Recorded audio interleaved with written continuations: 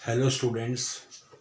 आज आपके सामने पॉलिटिकल साइंस क्लास 12th का chapter security in the contemporary worlds का पार्ट 2 देने जा रहा हूं। इस पार्ट 2 में पार्ट 1 में हमने इंपॉर्टेंट क्वेश्चन की लिस्ट दी थी।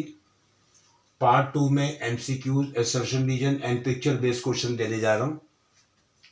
एमसीक्यू का फर्स्ट क्वेश्चन है, which of the following is a component of traditional security. नीचे लिखो में से कौन सा ट्रेडिशनल सिक्योरिटी का कंपोनेंट है। Alliance building, preventing war, balance of power या ऑल ऑफ दीज। तो बैलेंस ऑफ पावर कंपोनेंट है ट्रेडिशनल सिक्योरिटी का। ट्रेडिशनल सिक्योरिटी जो पहले के समय पे होती थी, उसमें सभी कंट्री बैलेंस ऑफ पावर बनाकर चलती थी, तो सिक्योरिटी मेंटेन हो जाती थी। Question 2, how many states acceded to chemical weapon convention. Chemical weapon convention को लेकर कितनी कंट्रीज असीडेड आई। असीडेड मतलब किसी बात को मान लिया। 102, 155, 192, 181, 181 कंट्रीज ने केमिकल वेपन कन्वेंशन की बात को राजी होकर मान लिया। Question 3, which of the following is a source of insecurity. नीचे लिखो में से कौन सा सोर्स इनसिक्योरिटी का सोर्स है, जिससे किसी भी कंट्री को बहुत बड़ी असुरक्षा या खतरा होता है। ह्यूमन राइट्स को लेकर, बैलेंस ऑफ पावर को लेकर, ग्लोबल पॉवर्टी को लेकर या अलायंस बिल्डिंग को लेकर। तो नीचे लिखो में सबसे बड़ा सोर्स ऑफ इनसिक्योरिटी है ग्लोबल पॉवर्टी, यानी पूरे वर्ल्ड में जो गरीबी है उसकी वजह से असुरक्षा महसूस की जाती है कंट्रीज को। तो गरीबी एक बहुत बड़ा कारण है। एमसीक्यू है, the new sources of security threats are. New sources security के खतरे को लेकर कौन से हैं। A, limited to non state actor, B, limited to state actor, C, primarily military in nature, या D, diverse and multi dimensional. तो diverse और मल्टी डायमेंशनल जो नेचर है, ये किसी भी कंट्री के सोर्स की सिक्योरिटी का सबसे बड़ा थ्रेट्स माना जाता है, क्योंकि इसमें बहुत सारे डाइवर्स ग्रुप, बहुत सारे मल्टी डायमेंशनल फंक्शन करने वाले ग्रुप थ्रेट्स कंट्री को खतरा पहुंचाते हैं। Question 5, in which security. नीचे लिखो में से कौन सी security force is both the principal threats to the security and the principal means of achieving security. कि प्रिंसिपल थ्रेट्स है सिक्योरिटी के लिए और प्रिंसिपल मीन्स है अचीविंग सिक्योरिटी को अचीव करने के लिए, यानी खतरा भी है और सुरक्षा पाने का एक तरीका भी है। तो वो नॉन ट्रेडिशनल है, ट्रेडिशनल है, नॉट अ थ्रेट या बैलेंस ऑफ पावर। तो वो ट्रेडिशनल एक ऐसा तरीका है, एक ऐसा फोर्स है जो दोनों को, प्रिंसिपल थ्रेट्स टू सिक्योरिटी को भी और principal means of achieving security को अचीव करने का भी एक तरीका है, traditional.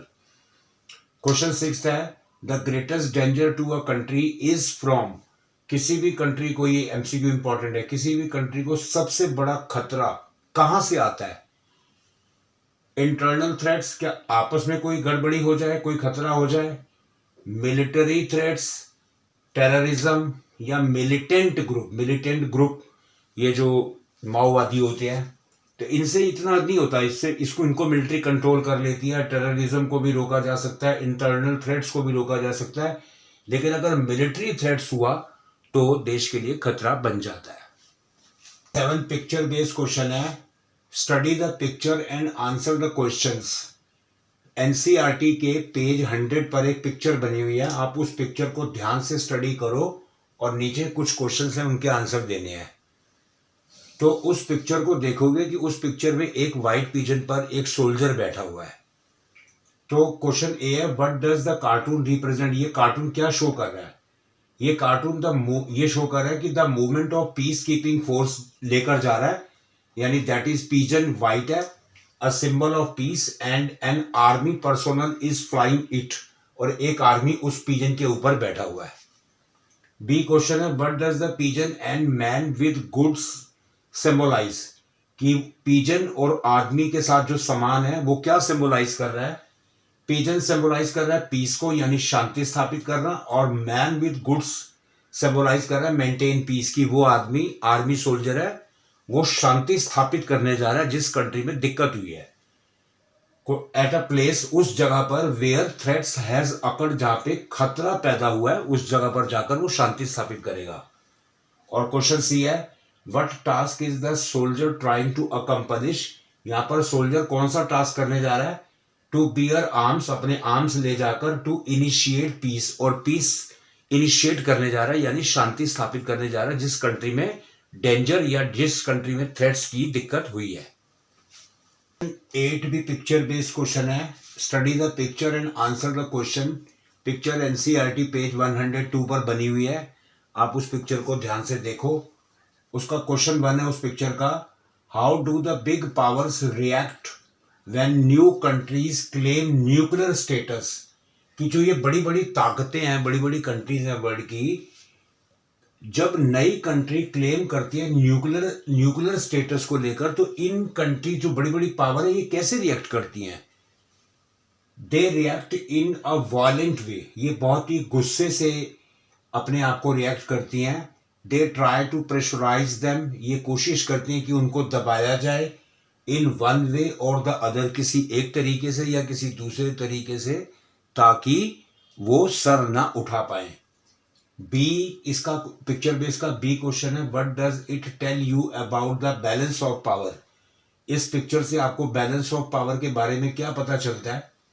The governments are very sensitive to the balance of power को लेकर, गवर्नमेंट्स जो अलग अलग देशों की सरकारें हैं वो काफी सेंसिटिव होती हैं, स्पेशली इन देयर नेबरहुड, खास करके अपने पड़ोसी राज्यों से, पड़ोसी देशों से। Question C, how some countries can be trusted with nuclear weapon, बताओ कुछ कंट्रीज विश्वास करती हैं, ट्रस्ट दिलवाती हैं कि न्यूक्लियर वेपन को लेकर वो, उनका क्या एटीट्यूड है, उनका क्या रवैया है। इट डिक्लेयर दैट, वो कंट्रियां, कुछ कंट्रीज डिक्लेयर करती हैं कि that it will use for peaceful purposes like India, कि इंडिया जैसे देश इस बात को डिक्लेयर करते हैं कि वो उसे शांतिपूर्वक पर्पसेस के लिए यूज करेंगे, लाइक एनर्जी पर्पसेस के लिए। 9 असर्शन रीजन है, असर्शन है security implies freedom from threat, security सुरक्षा इसलिए इंप्लाई की जाती है ताकि हमको फ्रीडम फ्रॉम थ्रेट यानी किसी भी खतरे से स्वतंत्रता मिल सके, यानी आजादी मिल सके। और रीजन है security policy is concerned with preventing war, security policy इस चीज से कंसर्न्ड होती है कि हम वॉर को रोक सकें, बहुत इंटरनल एंड एक्सटर्नल, अपने देश के अंदर भी और बाहर भी, दोनों तरफ से हम वॉर को रोक सकें, इस बात को लेकर सिक्योरिटी पॉलिसी कंसर्न्ड होती है। तो इसका राइट आंसर होगा both A and R true, A भी ठीक है, आर भी ठीक है, लेकिन R not the correct explanation of A, का करेक्ट एक्सप्लेनेशन नहीं है। कि ए में कहा जा रहा है सिक्योरिटी से हमें थ्रेट्स से स्वतंत्रता, आजादी, फ्रीडम मिलती है, लेकिन ये कह रहा है कि वॉर को रोका जा सकता है अपने देश के अंदर भी और बाहर भी, तो इससे कोई भी उसका करेक्ट एक्सप्लेनेशन नहीं है। क्वेश्चन 10 असर्शन है, war is justified for self defence, लड़ाई बिल्कुल उचित है जब हम अपनी सुरक्षा करते हैं एंड इंटरनल सुपरमेसी शो करते हैं, ये जस्टिफाइड है।